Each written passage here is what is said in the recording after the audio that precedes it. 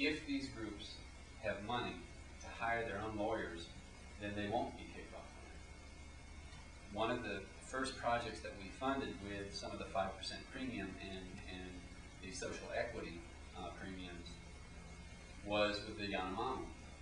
And what we did was hire a group of lawyers in the Capitol to take a case against the government saying it's your responsibility to keep gold miners out of this area, and the new Constitution forces you to do that. And in fact, this was upheld in court, and we had a major civil rights kind of victory in Brazil, and 45,000 gold miners were kicked out of a huge region of Brazil literally overnight.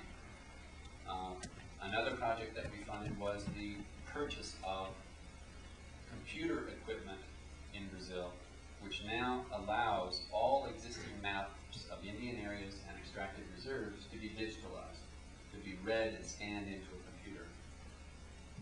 Every week or every month, we can take Landsat photos and scan them to see where these areas have been invaded illegally and take a court case against those people who are invading them. So the profits from this kind of cereal and these kinds of products are in fact helping to empower groups. It would often take us months, years to even hear about a possible invasion. Now within days it can be verified and you know who the invader is, you know who owns the land it's coming in from, you know their phone number and their address. It's a court case immediately. So they don't have a chance to get us out. Who's carrying the cereal in the Boston Cambridge area and what's the shelf price? It sells for about $3.30, and almost every substantial health food store should have it. Red Search, Cambridge Co-op, all kinds of places. Before you react to the price, you should look at the box. It's a substantial, it's a generous proportion.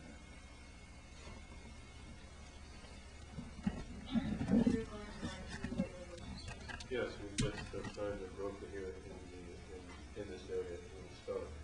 Probably take about 2 months to get on the shelves. But you're already marketing in California. In California, in North California, it's been on the regular cereal shelves at Safeway, and it's actually doing quite well. Probably was Safeway been very helpful in helping us into that market. Very helpful. I think maybe someone going to come over there today because people can get it. I think we'll take 2 more questions and then we'll wrap up. Yes.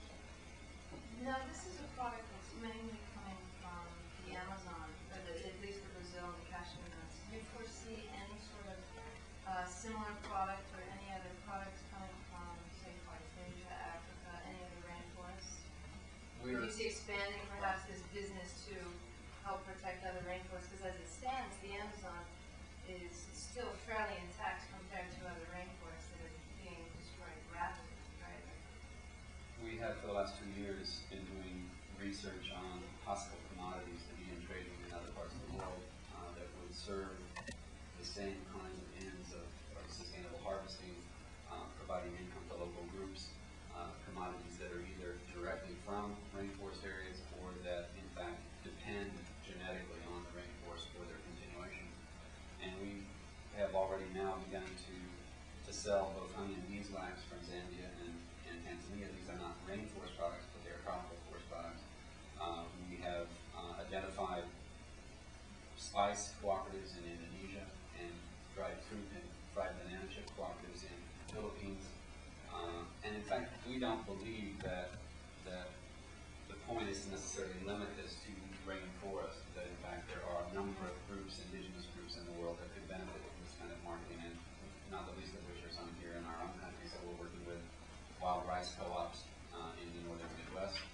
We're also developing a strategy to assist Native Americans in the northwest of the United States because they have treaty rights for non-timber products to collect things that are not trees in the Northwest Coast to have to remain forests. If we can exercise those rights, or if we can in fact just take a case to court which shows that any sale of timber from those areas denies them their right to collect non-timber products, then we can shut down the timber industry on half of Oregon and Washington. And that is a major spotted owl case. that is something that puts the spotted owl case to shame in terms of how big it is and what the implications can be. And we're also providing an economic base for an alternative system by developing markets for morel mushrooms and chanterelle mushrooms and fiddlehead ferns and resins and berries and juices and other types of potpourri kind of ingredients. Then we have a viable economic alternative that doesn't work just for Native Americans, but also works for loggers who, if they're being sincere in their claims, want to have an outdoor life. This is one that saves their eardrums and also saves time. I'm just going to add as a tag, and I'll call it more further. The reason that I'm in this area at the moment is that I've been traveling on behalf of Rainforest Action Network, doing the same kind of training that I was doing with the youth groups I mentioned to help the local rainforest organizations work together more effectively and to have a great sense of community. I just finished a workshop with the local Rainforest Action Network. Next week I'm doing one in Los Angeles. It turned out that being in the same cities at the same time with Breaking Bedouin was a fortuitous, happy coincidence. It didn't actually it's worked out very well. I'm happy it's happened. We'll take one more question and then we'll finish up here. Considering that the first ingredient in rainforest crisp is not refined sugar, I was wondering, do you think that someday this may find its way to breakfast tables of mainstream America? And also, what steps are you taking to promote and distribute, and are you aggressively trying to advertise and market this product? And will Bob be playing a role in that in the future? Well, that's why we're here. We're doing the best we can. I mean, we're a small startup company, and it's moved out very quickly in the health food market. We're now in every major health food store in the country. And the sales at Safeway were such that we were clear that this stuff, there's enough interest in the rainforest that this stuff was able to move off the Safeway shelves without advertising or any promotion. This information allowed us, made it clear to us that we did not need a huge capitalization to be able to go out into the rest of the mass market. So we're now free to enter the mass market everywhere we can, and that's what we're in the process of doing. Just on the cost of doing that, I mean, normally it's about $20 million to market a cereal nationwide, between $9 million in promotion and advertising and $11 million in slotting fees, just to get the stuff on the shelf.